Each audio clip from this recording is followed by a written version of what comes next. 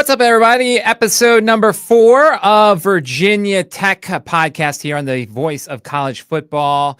I am at Josephs. I was your solo host last week, so we don't want that again. So we brought back Jack Fitzpatrick to save me from myself. How you doing, Jack? You know that Klay Thompson, he's back. It was only a week away, but do you know what I'm talking about? Do you get that reference? I mean, I know who Klay Thompson is, but I don't know what is this some sort of Splash Brothers reference or something like that?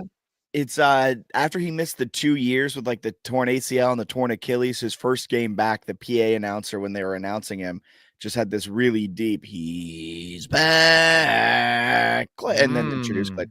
All right, that's besides the point. That was a missed joke, and here we are ready to roll on. I'm glad to be back, Matt. Thank you for holding down the fort while I was gone last week. So on this week's edition, we are going to talk about the NFL Combine. I previewed it last week. I had no idea it was going to go as good as it went for the Hokie players, which also makes me angry still about last season. So we'll talk about that. We will do our last 4 games of the 2025 schedule. And there's a little bit of coaching news. We've had, it feels like, Jack, every week, it's some sort of coaching news that we're talking about. We have some little tiny things to go over at the back end of the show. But hey, I always wondered, would we have enough content for this show during the offseason? The Hokies have provided that for us. There's always football content. There's always college football content. In today's day and age, we got spring practice ratcheting up here soon for the Hokies. Spring game, I think, is set for like April 12th, or I think it's 12th. Sometimes I mix my numbers up with the way they're supposed to go. But spring game's coming, which means spring practice is here, which means then spring portal, which means then position previews, which means then August is right around the corner. That means fall camp is starting. Whew. College football is a 365-day-a-year business and should be a good little push down the old home stretch here before we get into actual fall camp. All right, so let's start off with the Combine. I talked about it last week. There were 6 guys. I'm like, all right, you know what? If 1 or 2 of these guys can flash, maybe that'll help their draft stock. I kind of thought it was going to be one of the defensive linemen. We'll get to that. I thought maybe, Tootin would do all right.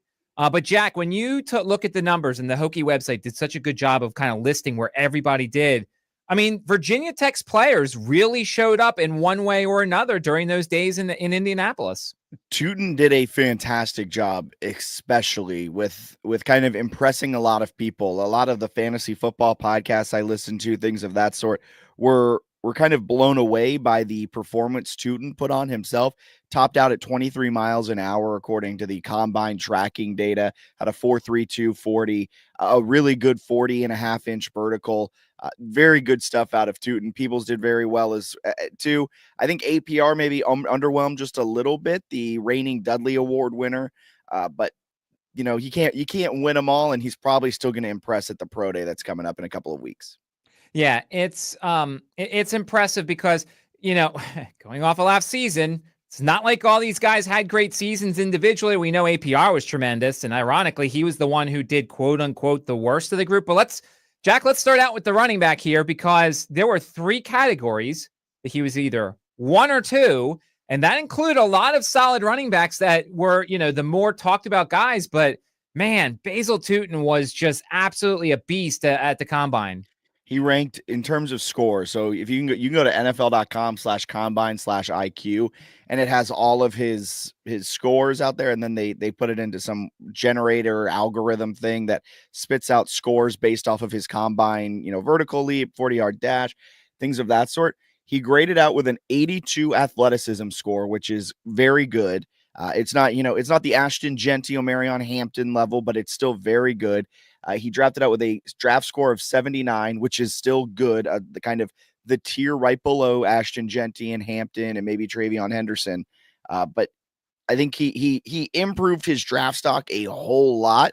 And one team is going to get him. And if Tootin, he showed off his speed, 23 miles an hour, 4.3. He showed off everything he needed to show off. If Tootin lands at a right team that can utilize his straight line speed well, he may be a problem in the NFL. Yeah, he was number 1 in vertical jump. He was tied for second in the broad jump. His 20-yard shuttle was 4.41 seconds. And you mentioned 2 of the names that everybody's going to kind of focus on, Omarion Hampton and Ashton Genty. But I think Tootin did a very good job. And this is where, Jack, if he didn't practice and if he didn't participate in the drills like a lot of other guys did, he wouldn't be talked about as much as he did. So he kind of benefited from some of these players who just didn't want to show up. Well, I was talking on my radio show, and I was doing kind of the biggest winners and losers from the NFL Combine, right?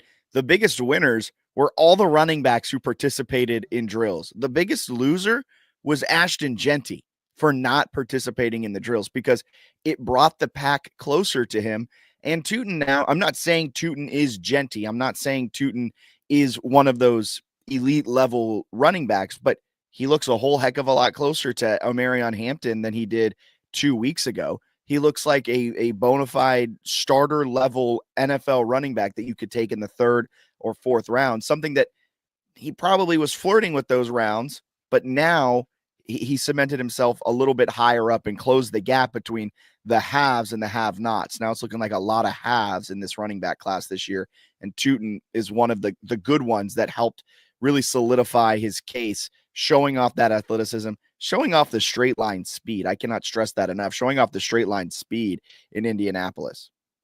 Yeah, and he caught the attention of a lot of the draft people after the draft.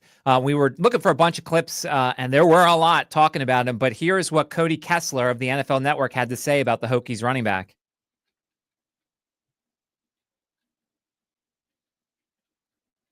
Once it loads, because you got to love the internet sometimes. The irony is this clip is not coming at Tootin-like speed, but we're showing you how fast Tootin was compared to how fast it was for everybody to talk about him.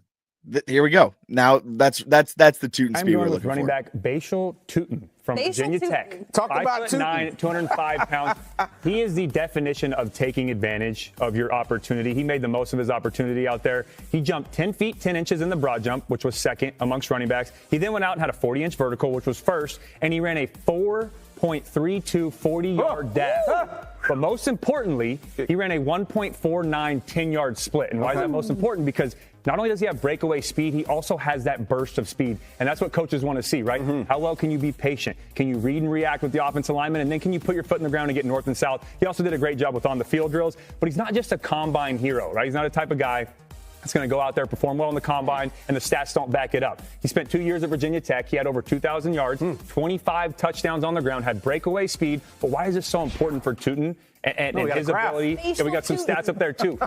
Just why is it so important for him is because when you're a running back like Tootin, you're not one of the higher-ranked guys, right? You can go to a place, and they can see this athleticism and this speed, and now you can make a living on special teams. And you can go return punts and return kickoffs, and you can go out there as a gunner on the punt team, and then you develop as a running back, maybe if it's a crowded running back room. So I absolutely believe he just earned himself a spot on a roster. Tootin, take a bow. Well done. First off, thank you, courtesy of the NFL Network. Secondly, I did notice Cody Kessler in a nice hooded sweatshirt on the set. That was pretty interesting. But yeah, I mean, it was a lot of nerd numbers, Jack, so that's more your thing. But like any number you look at, he succeeded in at the combine. That 10-yard split is absurd, a 1.49 10-yard split. He was at 5.54 yards per second, which is a crazy split. I mean, the acceleration is there. His straight line speed is there. His cone drills, his 3-cone, things of that sort, short shuttle, things like that didn't test all that well, which is testing your change of direction. That left a little bit to be desired. But I mean, if you can run in a straight line at that type of speed, we've seen that be extremely successful at the NFL level. And Tootin really helped boost up that stock. And shout out Cody Kessler as well, because I forgot that the former Cleveland Browns quarterback existed until you sent me that clip. And I thought for a second, we were talking off air about this, I thought for a second it was Walker Kessler. And I was like, why is the NBA player getting into NFL breakdowns? And I was like, oh, that's right. This is a former failed quarterback for the Cleveland Browns, one of many. Yeah, another USC guy.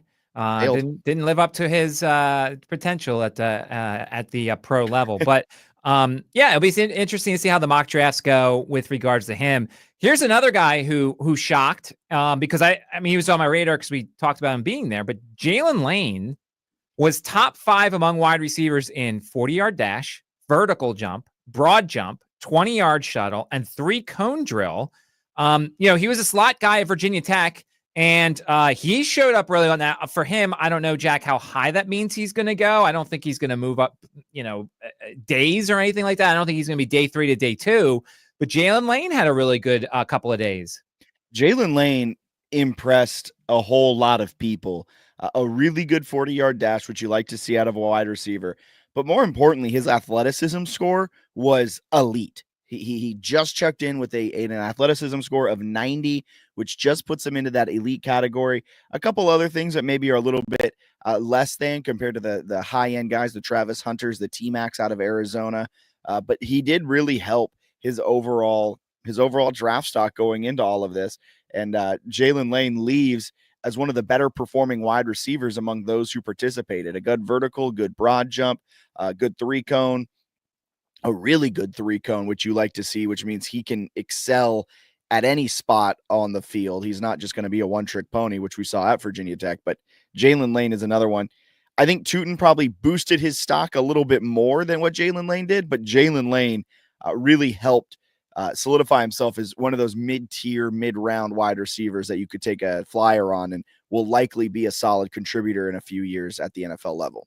Yeah, and a special teams guy too. I'm sure they would like him for punt returning and stuff like that. Daquan Felton, he was all right. He went through all the drills. He was 5th among wide receivers in bench press, which is good, but I didn't really hear too much about Daquan Felton, much like Dorian Strong, the corner.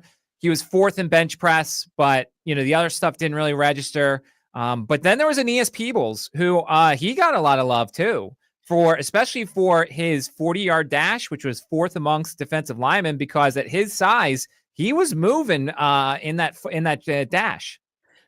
Imagine he came at you at 4.94 seconds. So let's say that's around 21 miles an hour, 20 miles an hour.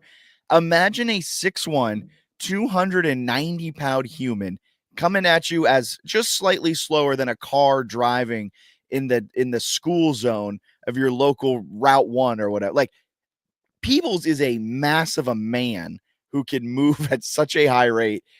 Wherever you slot him in, likely an interior defensive line position, you like to see that speed, because if he's on the interior, let's face it, the guards, the centers probably aren't as quick as his quick twitch muscles are. So Peebles also helped himself. Although 40-yard dash, not always the perfect correlation to success for a defensive lineman, but when you pair it with everything else that he did, that's when you can start to see some potential success for Peebles at the next level.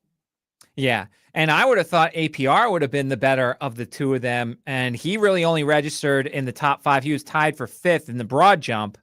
He did all, he was faster in the 40-yard dash, but, it didn't really register in terms of top 5, top 10 or anything like that. But, overall, it's good for the Hokie program to get these 6 kids out there and have them do as they were doing on a public stage like this. Yeah, it's very big time. And it lends you to the question of what the heck happened this season? Like, so much time. And I know you were one of the guys, every one of your shows, banging the drum after a Virginia Tech loss that they didn't hand the ball off to Tootin enough. And does it feel good to kind of be validated with some of these great scores he had from the combine? Of course, it's not a perfect 1-for-1 comparison with what he did at the combine to what he would have done on the football field with Virginia Tech. But does it feel a little validating for you, the fact that he went out there and he balled out at the combine like that? 9 carries versus Vanderbilt, 15 versus Rutgers. By the way, 15 for 122, 19 for 141 against Miami. Probably could have run it a little bit more. I feel validated, but it doesn't give me the wins back. It doesn't give me last season any happiness for last season, but it's just, it emphasizes how much that Tyler Bowen needed to be the first guy to go last year, not the defensive coordinator. Like, we almost came back this season with the same offensive coordinator. Yeah, exactly. If he doesn't leave elsewhere, like, that's a gift that he left, because they almost came back with the same offensive coordinator who made a humongous mistake with regards to how this offense should have been run last year. So we got to be sending flowers to Ohio State. Thank you for taking them off our hands so that we can watch an actual fun offense this year. Yeah, that's for sure. It's crazy. So anybody is better than Tyler Bowen, and now we kind of see how much they underperformed last year. Speaking of underperforming, Let's go into our final part of the schedule. We've done 8 games so far. Last week, I told everybody what the FanDuel put out the win total for Virginia Tech for the preseason. I don't know if you know this number. 5.5. No, it's 6.5. Wow. So you need 1 more win. I need 3 more wins for the rest of the season in order to go over this number. Oof. Jack, the last 4 games, let's just say it's not exactly fun. You know what the sad thing is? I think I said this the last podcast I was on. I was giving them a lot of wins to start. This third line of games, Matt, I don't see a lot of wins. I see, and Virginia Tech fans might jump down my throat when I say this. I see an 0-4 finish to the year. Well, we'll certainly go over that. By the way, we do now finally know that Cal game is a Friday night game in Blacksburg. It's ironic because Cal is actually hosting the previous week on Friday night. So for some reason, ESPN's giving us 2 straight weeks of Cal football on Friday night. But we do know now, no Thursday night Enter Sandman. It'll be Friday night Enter Sandman for the Hokies on October 24th. That should be a fun game. That Friday night's so much better than Thursday night. Well, except for the high school football aspect of it. And, we've got good high school football here in the state of Virginia. That's a really good point. But, yeah. All right, let's move on. So I'm at 4-4. Jack's at 6-2. And we now head to Saturday, November 1st. There is 1 extra day to prepare. You're not going anywhere because it's a second straight home game. Louisville comes to town to Lane Stadium. And look, Tyler Shaw is going pro. By the way, Tyler Shaw was a guy that they mentioned a lot as potentially being a mover and shaker in the combine. I mean, that's if he doesn't get hurt. Plus, I think he's a little older, Jack, but it's a Louisville team that's good, well coached. It should be a tough game. You want to hear something crazy about Tyler Shaw? His last name, which we all learned this at the combine, is pronounced Shuck. Oh, that's right. Because I had him on my show one time that I was at ACC Media Day, and I remember saying that 7 times. That is insane. His yes, last name is not spelled. He is also old. You're right. He's 26.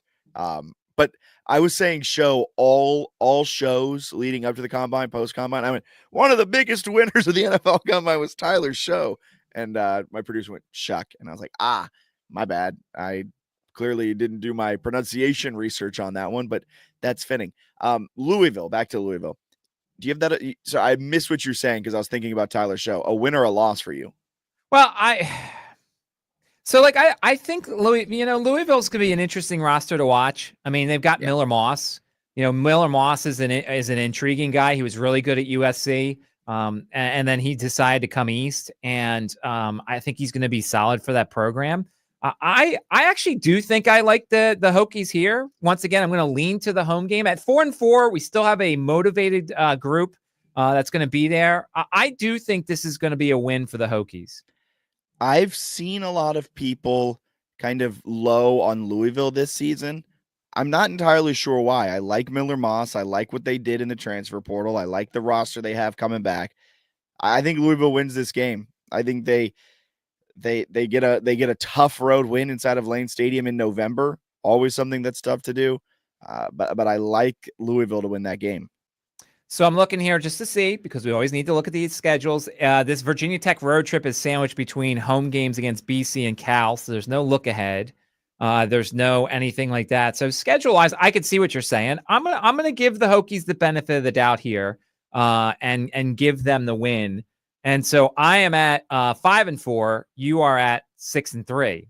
Yep. Then we get a bye week. Can't lose that game. Nope. And we get 2 weeks to prepare for a road trip to Florida State. And Jack, I don't know, like, if we did this last year, exactly. That's the thing. I have no idea about what Florida State's going to be, because if we did this show preseason last year, and I know they weren't on the schedule, but like we would have said, oh, Florida State's really tough. They're gonna beat the Hokies by a lot, and they were one of the worst teams in college football. So I have no idea what to expect. I want to say Florida State bounces back, but I said that every single week last year during the regular season. This is the week Florida State is going to find their mojo. This is the week. And it never happened. So why would I be foolish enough to think that after an off season following that meltdown, one of the most historic meltdowns we've ever witnessed, that they would bounce back and be good again this year. I don't know what to make of Florida State. Do I side on the side of history and recent success, or do I side with the part that's they sucked last year? That's the tough part. I don't know. I'm kind of flip-flopping between this one. Yeah. So positives for Tech, you get 2 weeks to prepare. It's, you get the extra week. It's a nice little bye to have down the stretch because it sets you up with the last 3 games. Florida State's scheduling spot, it's between at Clemson and at NC State. It's the only home game that they have the last 4 weeks of the season. But coming off a tough road game against Clemson, maybe there's a letdown spot at home. But then again, it is a road game. And anytime you think that Tech is going to win a tough road game, they don't. So I think I'm going to lean to Florida State and just assume that they'll be back next year. And that's quotes, air quotes. Yeah, I think Florida State, it's a game that is circled on the calendar. It can go either way. But as of right now, I think I'm going to side with Florida State. I think they'll be back. Hopefully they're still in bowl contention. If they're not in bowl contention, this is not an easy win, but much easier than otherwise. So keep an eye on that. If they're still in bowl contention, that'll be a good game. Saturday, November 22nd, Miami comes to town. Final home game of the regular season, final home game of the season, because this is not college basketball and there's no NIT. So look, once again, Miami's going to have a high paid roster. Miami's going to have a lot of stars. Here's the thing, we're starting to get into the stretch of, if Miami's out of it, then they're not going to be into this game. They're coming off a home game against NC State. They're playing at Pitt the last game of the regular season. They will have played 4 of 5 at home before this game. This is tough, Jack. This is really tough because look, do you know where you're going here? Look, if this game was October 11th instead of November 22nd, it's Miami. The fact that it's November 22nd, it's Virginia Tech. I mean, I probably agree. I probably agree. It's going to be cold, hopefully. Maybe. Cristobal's a bad coach late in the year. His teams get progressively worse week over week. I think I have them winning this game because they're home. I think that the question is, do they get beaten up at all at Florida State? Is it, how is that game? Is it close? Do they gain confidence out of it? Does Florida State blow them out? Like, it's senior day. You're going to get a lot of emotion out of senior day for whatever seniors are going to be there, and insert senior name here. I think I'm going to go with the Hokies there. I think I am. I agree. I did say 0-4 about 5 minutes ago on this stretch. I do think they can pull out this win against Miami, which gets them comfortably into, I guess they were bowl eligible before, but now I've got them with 7 wins. Yeah, I have them at 6-5, bowl eligible, but who knows what kind of bowl. And then we get to the rivalry game, November 29th at Charlottesville against Virginia. And Virginia's got 2 weeks for this game. They've got a bye before this game. If Virginia is terrible, it'll be a Hokie home game because, the UVA fans won't want to buy the tickets. If UVA is going for bowl eligibility, this will be a fun atmosphere. But for this edition of the Mediocrity Bowl, Jack, I don't know what to expect. What are you thinking here with UVA? I'm maybe stupidly high on UVA at this point in the offseason. The anonymous gift that they had, it reinvigorated, I think, some of the fan base. It certainly reinvigorated their ability to go out and get good transfers. Chandler Morris is a great transfer quarterback that they got in from North Texas. They got Tyshawn Wyatt. They've got a good couple of guys along the offensive line to provide some stability and to provide some depth. I think UVA is going to be a good football team. I think they took the necessary steps forward to put together a roster that can compete at the mid to high level of the ACC.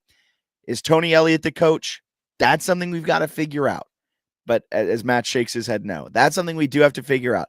We'll see. At this point in the offseason, I'm going to believe in Tony Elliott. I'm going to believe in his offensive coordinator, Des Kitchings. And I think that UVA wins this edition of the rivalry game to finish their season off with a W and hand Virginia Tech a loss, a tough loss to finish out the season. So here's my thing with UVA. They did tremendous in the transfer portal. I don't know where they rank in terms of the ACC. They've got to be up there. They've gotten a lot of great players. I really like Chandler Rogers. My question is, are they going to tailor the offense around Chandler Rogers, or are we going to have another Brennan Armstrong where Brennan Armstrong comes in, great wide receivers, this coaching staff comes in, ruins the offense, ruins Brennan Armstrong, and then it's a bad season? I would assume that since they probably spent some decent money on Chandler Rogers, they're going to tailor the offense for him and they're going to make him comfortable. But like, there's still a small part of me that says, like, you messed up Brennan Armstrong. What's the chances that you don't mess up Chandler Rogers as well? And now all of a sudden you have a miserable season. Yeah, I think they'll cater the offense to Chandler Morris. I think they'll do well to create something that caters to his abilities. I was talking with a UVA beat reporter, Preston Willett, about this, and he said that Chandler Morris kind of gives him Anthony Calandria vibes, but without the extreme lows. So they had some success with Calandria last year. Maybe now with a more steady pace, they'll get a better performance out of their quarterback this season that they couldn't get out of Anthony Calandria, a guy who guaranteed that UVA was going to win this rivalry game a year ago. But I think they do pull it out this year. Yeah, my bad. I was picking the former Troy quarterback and not the former North Texas quarterback. Deep cut. Yeah, I'm a nerd. It's a college football thing. Unfortunately, I'm a nerd. But yeah, we'll see what happens. I do miss Anthony Calandria. He was a lot of fun, both on the good side and the bad side. But of course, this is not a UVA podcast. We will move on. So you picked them to lose this game. I pick them to lose this game. Yeah. So I think I do too. Whoa. And that means I'm at 6-6. Okay, I finished at 7-5.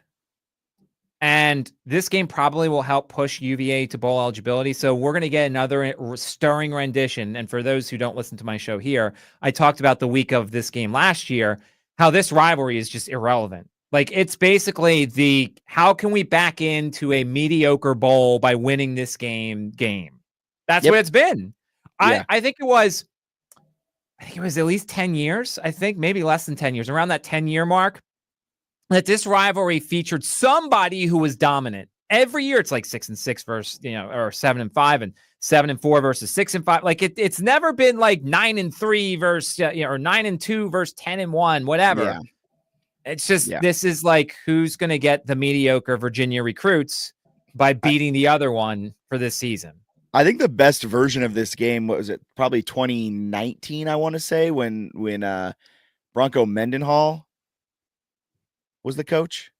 It's been a miserable rivalry. It's just been miserable. Like I mean, the fan base is like it because they get to trash talk the other one.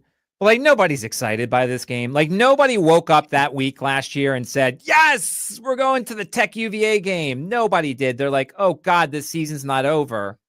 Nobody was excited by it. And I have a feeling we're going to hit to that once again. Although the only difference is, Jack, with the lowered expectations for Tech fans this year, with new coordinators, with Brent Pry, who we're still trying to figure out if he's a good coach, like maybe it'll be a little different entering that week because nobody's sitting here saying 10-2, 10-3. Like, I think everybody's kind of saying 6-6, 7-5 this year. Yeah, expectations have definitely been tempered. I think for the part of being scarred after last year. Yes. I mean, that's where I am. That's why. So I finished 6-6. I'm under the 6.5. You finished 7-5. You're over the 6.5. So basically what this show is saying, don't touch the total. Basically, the show is saying 6.5 is correct. Yes, exactly. 100%. And as we said, this will change in August. This will change when we do like our official predictions. This will change then. This is very early. There's still the transfer portal. There's injuries. There's who knows what's going to happen. But another rousing edition of Hokie football coming with 6-6 and 7-5 being the records. Let's buckle up, Buttercup. Okay, let's do our last thing here. So it kind of got lost in the shuffle because it's not really that large of news, but there were some modest, and as the website puts it, staff updates and title changes. There are, so I don't know. So Brent Davis is the new tight ends coach. Sean Quinn, the new outside linebackers coach. Some guy named Xavier Adibi. He's the inside linebackers coach. We really like him. Jens Danielson, the assistant offensive line coach. And there's like a bunch of other guys who are kind of like, maneuvered around a little bit, Jack. But it's kind of nice. Get all this stuff done. So that way, when spring football starts and the actual on the field football stuff starts, you have no question marks as to who is doing what in this coaching staff. Yeah, good for them. Figure it out, because I think the fan base is getting a little restless. Figure it out. Get it all shored up by the time the season starts. Get it through spring practice and win some football games. Because I think if you finish 7-5 or 6-6, like we've predicted here on March 6th of 2025, Brent Pry's job might be in jeopardy. Yes, there's no one else we can blame. We've changed the coordinators around him. We've changed the assistant coaches around them. It's now on Brent to do his job and to be the head coach that everybody wanted. Yep. He can't. There's no more excuses. And I'm excited for Xavier Adibi. I didn't realize he's been at the school for 4 years as a coach. He joined the staff as a defensive analyst in 2022. He was a linebackers coach and continues to be the linebackers coach. And he's a guy that everybody can kind of rally around because he was there during the better times of Virginia Tech football. Yeah. So I like that. I also like Sam Seifkis saying that he's going to kind of lean into Bud Foster a little bit as well. And that's a throwback to, I think, episode number 1 after an interview you had with him. Get some of the guys that were here for the great culture. Right. Let's try to reinvigorate that into the program. By the way, last other thing real quick. So this is just a nerd thing for people like me and you, Jack, but the ACC announced the days for Media Day, which I go to. For those who are not familiar, I go pretty much every year for our station here. They split Virginia and Virginia Tech. Usually it's the same day or it's the next day. I believe it's Tech the first day. No, excuse me. Virginia's the first day and Virginia Tech's the third day. So now they're like, well, we'll keep all our Virginia media down there for all 3 days instead of 1 day. And I was just like, that's just so annoying. That's a little inside baseball, but now you get a full day unless you want to interview Cal and Stanford again. Although those were some of the better performing interviews we had on our website. Love Fernando Mendoza, and unfortunately he is no longer there. But that was one of my favorite interviews from ACC Media Day. So unless you got time to explore Charlotte though on that second day, if you don't want to interview some Stanford linebacker. It's Florida State, Georgia Tech, Louisville, Pitt, Syracuse, Wake Forest on that Wednesday. So, yeah, exactly. I'll interview my alma mater and see how we're going to do. And then Tech is the last day with Boston College, Clemson, Duke, North Carolina, NC State. Jack, what's the chances Virginia Tech gets any sort of love with some guy named Belichick walking the hallways of that Thursday? -5. Yeah, exactly. And Clemson will be there. Everybody loves Dabo. Poor Brent is going to be there, and there's going to be like 3 people standing in front of him at the podium when everyone's watching. It's going to be you, Mike Barber, and David Teal. Pretty much. And some guy who maybe thinks that he's Bill Belichick. He's like, are you Bill Belichick? He's colorblind. So, yeah. He can't tell that the maroon's maroon. So that's July 22nd through the 24th. We'll bring you all sorts of coverage of that as we get closer to that. But Jack, I mean, we touched on the combine. We touched on the schedule. We're done with the schedule. And we talked about the new coaches here. Yeah, we did. And before we get up on out of here, do want to let you guys know you can get your business, product, service, or personal brand to the next level by partnering with us here at the Voice of College Football. You can discuss how you can reach your target market and so much more. Check out the experience right here on the screen of one of our current partners. We're here to deliver for you. You can contact us at sponsorships at vocfb.com